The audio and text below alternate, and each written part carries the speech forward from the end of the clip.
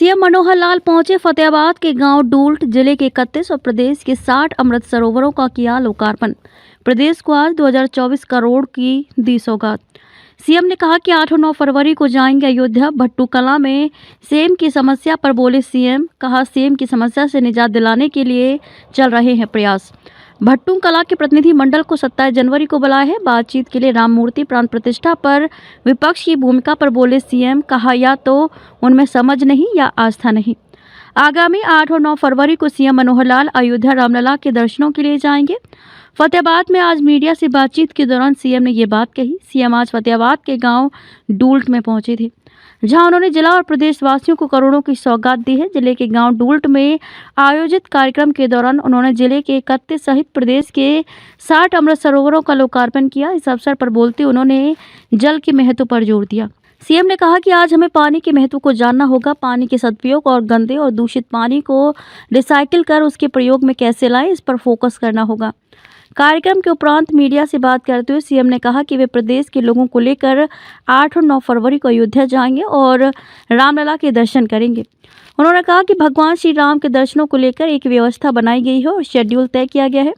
वहीं अयोध्या में भगवान राम की मूर्ति प्राण प्रतिष्ठा में विपक्ष की भूमिका पर बोलते हुए सीएम ने कहा कि या तो उनमें आस्था नहीं है या फिर समझ नहीं है। उन्होंने कहा कि हालांकि अब वे लोग हरियाणा को रामकृष्णा की धरती कहकर आस्था पर तो लौट रहे हैं। उन्होंने कहा कि यह संघर्ष 500 वर्ष पुराना है। वहां कोई राजनीति नहीं हो रही थी। उन्हें जनभावना को समझना चाहिए। सेम की समस्या पर बोलते सीएम ने कहा कि सेम की समस्या अकेले फतेहाबाद जिले में नहीं बल्कि प्रदेश के कई जगहों पर करीब 1 लाख एकड़ के आसपास के क्षेत्र में सेम की समस्या है।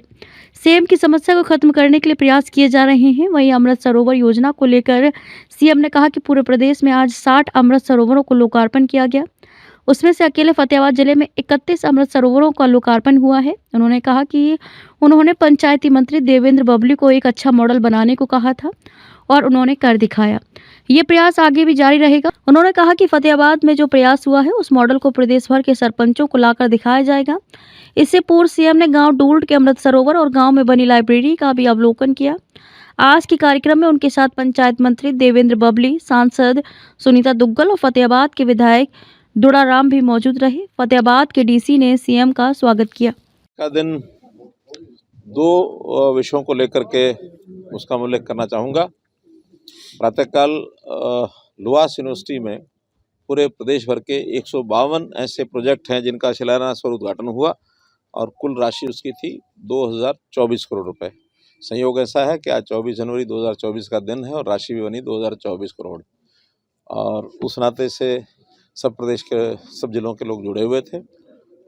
दूसरा चरण जो आज यहाँ इस गांव में डुलट गांव के अंदर जो किया है, इसमें भी कुल मिलाकर के जो अमृत सरोवर योजना है, इस अमृत सरोवर योजना में पहली बार एक सामूहिक उद्घाटन जो किए हैं। 60 ऐसे अमृत सरोवर थे जिनका आज उद्घाटन किया है और इसमें भी 31 जो हैं वो फतेहाबाद जिले के हैं। उसमें ज़्यादातर टोहाना विधानसभा के हैं, क्योंकि हमारे मंत्री बबली जी, इनको ही ये कहा गया था कि एक अच्छा मॉडल किसी भी विधानसभा में क्या हो सकता है वो बनाकर दिखाएं। तो स्वाभाविक है कि इस कंस्टिट्यूंसी को चुनने के बाद एक अच्छा रिजल्ट जब निकलेगा तो हम ऐसी भी कोशिश करेंगे कि बाकी विधानसभाओं से या बाकी जिलों से कुछ सरपंचों को लेकर ला करके और यहाँ दिखाएंगे कि कैसा कैसा विकास का काम हो सकता है। क्योंकि हमने पैसा जितना बाकी विधानसभाओं को दिया उतना ही यहाँ दिया है, यहाँ कोई पैसा ज़्यादा नहीं दिया, लेकिन इन्होंने अपने सरपंचों को सबको प्रेरित करके और कैसे काम किया जा सकता है। विशेष तौर पर इसमें मनरेगा का बहुत बड़ा एक योगदान जो कि बहुत विधानसभाओं में, बहुत गाँव में लोग उठाते नहीं हैं। मनरेगा का तो ओपन एक विषय है जो केंद्र सरकार की ओर से जितना भी कहीं काम कराना हो उसमें से कराया जा सकता है और हमारे जो टारगेट भी है उसमें अच्छे खासे हैं। तो मनरेगा के माध्यम से फिर जो आवश्यकता होती है वो प्रदेश की ओर से या पंचायतों को अपने फंड में से लगा करके। और इस डुलट गांव का मैंने आज विज़िट किया, वहाँ की लाइब्रेरी यहाँ की और यहाँ का जो सरोवर है उसको विज़िट किया है। बाद में बड़ी संख्या में लोग यहाँ आए हैं आसपास के इस गांव के, तो सब लोगों ने बड़े ध्यान से सारी बात सुनी है। आज का जो मेरी बातचीत का मुख्य हेतु था वो था पानी को कैसे बचाया जाए और गंदे पानी को कैसे ट्रीट किया जाए। उसमें तालाब जो गांव में उनको भी शुद्ध पानी का उपलब्धता हो ताकि वहाँ पशुओं के पीने की भी आवश्यकता पूर्ति हो जाए। वहाँ कहीं मछली पालन भी किया जा सकता है, वहाँ बतख पालन भी किया जा सकता है। एक आय का साधन गाँव का तालाब में से बन सकता है। आवश्यकता पड़ने पर आसपास जो खेत हैं उनमें सिंचाई का काम भी तालाबों से लिया जा सकता है। तो हर दृष्टि से पानी का महत्व, पानी का उपयोग, ये विषय आज लोगों के सामने रखा और मैं मानता हूँ कि लोग बड़े ध्यान से सुन भी रहे थे और लोगों के मन में एक बात जा भी रही थी। जिस प्रकार से वो अपने सिर को हिला रहे थे, पानी का महत्व लोगों को, पुराने लोगों को बहुत पता है। इसलिए नई पीढ़ी भी पानी के महत्व को समझे, इस नाते से आज की सारी बातचीत हमने की और एक सफल कार्यक्रम आज ये हुआ है। भट्टू क्षेत्र में सीएम को लेकर, वाटर लॉगिंग को लेकर अनशन पर बैठे हैं किसान काफी टाइम से। मैंने अपनी बातचीत में, अपने भाषण में इस बात का उल्लेख किया है, अगर आपने सुना हो तो। वास्तव में हरियाणा में कुछ इलाकों में ये जो सेम का या जो वाटर लॉगिंग का विषय खड़ा हो रहा है, ये खड़ा हो रहा है खास करके जहाँ धान की बिजाई होती है और धान में केमिकल खाद जो डाले जाते हैं उसके कारण से एक नीचे लेयर जम जाती है ज़मीन के अंदर और उस लेयर के कारण से, अरे पहले बीजते रहे हैं, तो वहाँ तो चने होते थे। हाँ, चने। उसके बाद ट्यूबवेल भी तो वहाँ लगाए ना लोगों ने और ट्यूबवेल का पानी खींचा, पानी खींचने के बाद वहाँ यूरिया का भी उपयोग किया ही है। इस एरिया में यूरिया का उपयोग कौन करता था? कोई नहीं करता था। तो मैं तो केमिकल खाद की जो बात कर रहा हूँ, जितना ज़्यादा होता है उतना लेयर जमती है। अब ये ठीक है कि मानो गलतियाँ हो जाती हैं, उस समय की सरकारों ने भी शायद आगाह नहीं किया होगा। आज जो पता लग रहा है तो आज उन चीज़ों को हम ठीक कर रहे हैं और वहाँ पर कुछ गाँव में काम शुरू भी हो गया है, चला भी रखा है। और उसके बाद ये काम क्योंकि बहुत बड़ा है, सारा काम एक साथ शायद होना संभव नहीं है, फिर भी हमने 27 तारीख को उन लोगों की मीटिंग बुलाई है। हमारे डिप्टी कमिश्नर उस पर ध्यान रखे हुए हैं। यहाँ से कुछ लोगों को चंडीगढ़ भेजेंगे, चंडीगढ़ बातचीत होने के बाद उनको रास्ता कोई ना कोई निकालेंगे। खाली यहाँ नहीं है, एलनाबाद के क्षेत्र में भी इस प्रकार के सेम के गाँव हैं, झज्जर के इलाके में इस प्रकार के सेम के गाँव हैं, रोहतक के इलाके में वाटर लॉगिंग का एरिया है।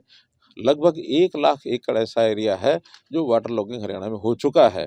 तो ये आगे न हो, इसके लिए पूरा हम लोगों को आगाह भी कर रहे हैं और जो केमिकल खाद है उसके लिए भी लोगों को मना कर रहे हैं और पानी ज़मीन के अंदर जाने के लिए रिचार्जिंग वेल भी लगा रहे हैं, ताकि ऐसे इलाकों में जो ठीक पानी है, वर्षा का साफ पानी है, वो ज़मीन के अंदर चला जाए।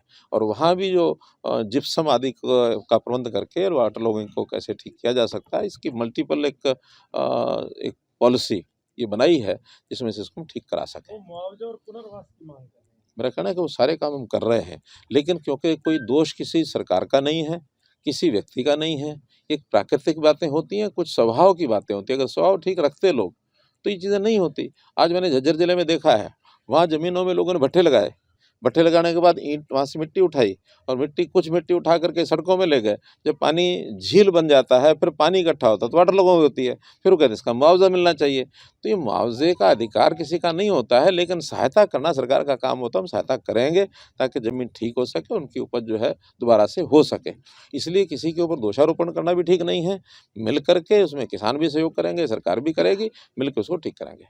सर जी, सिरसा लोकसभा से आपने आपके भांजे को पार्टी में इनवाइट किया है, सर उसको मानने क्या सिरसा ऐसा एक मेरा भांजा, एक मेरी भांजी है। भांजी है तो जीत गया सर, अब भांजे को मौका दिया तो जाएगा। मैं तो कह रहा हूँ ये भांजा भांजी का जो घर का मामला है ये हम ठीक कर लेंगे, आप चिंता मत करो इसकी। रामलला प्राण प्रतिष्ठा समारोह में विपक्ष उपस्थित था, इसे कैसे देखते हैं? अब मैं उसको क्या कहूँ, या तो उनको समझ नहीं है इतनी, या उनमें आस्था नहीं है।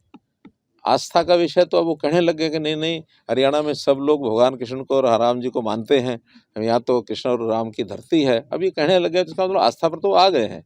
लेकिन नासमझी ज़रूर है कि समाज के साथ मिलकर चलने में उनको हिचक होती है। सारा समाज देश राममय है, वहाँ कोई राजनीति नहीं थी। राजनीति का तो कोई विषय ही नहीं है, क्योंकि ये संघर्ष देश का 500 साल पुराना है और 500 साल से कहीं कोई देश की जनता अगर संघर्ष कर रही है और उसमें लड़ाई, कानूनी लड़ाई लड़ रहे हैं। कानूनी लड़ाई भी ये सन 1853 में शुरू हुई थी, उसके बाद भी इतने वर्ष हो गए, 170 साल।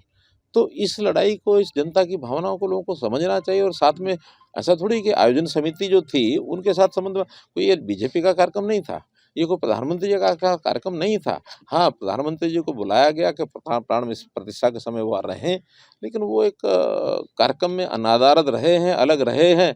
उसमें से तरह तरह की अड़चनें भी उन्होंने पहले डाली ही हैं, आखिर कोर्ट में भी अड़चन रहे हैं, बाद में उन्होंने अनास्था इस नाते से भी दिखाई है। तो ऐसे अनास्था दिखाने वाले लोग जो होते हैं, जनता उसका हिसाब लगाती है, हमने उसके बारे में कुछ नहीं कहना। आप भी तो संघर्ष का हिस्सा रहे हैं, आप कब जाएंगे वहाँ?